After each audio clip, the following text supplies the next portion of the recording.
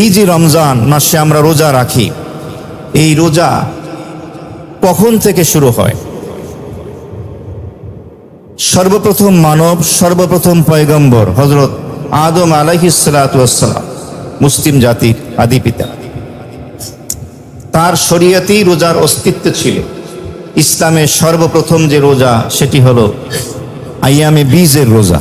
আদম আলাইহিস সালাতু ওয়াস সালাম তিনি এবং তার উম্মত যারা ছিলেন আরবি মাসের 13, 14, 15 তারিখে রোজা রাখতেন। তাহলে ইসলামের সর্বপ্রথম রোজা হলো আইয়ামে বীজের রোজা। আর হাদিস শরীফের মধ্যে এসেছে, আল্লাহর হাবিব ইরশাদ ফরমান, যেই ব্যক্তি প্রতি আরবি মাসের 13, 14, 15 এই 3টি আইয়ামে বীজের রোজা রাখবে, আল্লাহ তাআলা তাকে সারা বছর নফল রোজার সওয়াব দান করবেন। সুবহানাল্লাহ। তো আদম আলাইহিস সালাতু ওয়াস সালামের শরীয়তেও রোজার অস্তিত্ব পাওয়া যায়। আর সর্বশেষ সর্বশ্রেষ্ঠ পয়গম্বর জনাবে মুহাম্মদুর রাসূলুল্লাহ সাল্লাল্লাহু আলাইহি ওয়াসাল্লাম, তার শরীয়তেও রোজার অস্তিত্ব পাওয়া যায়।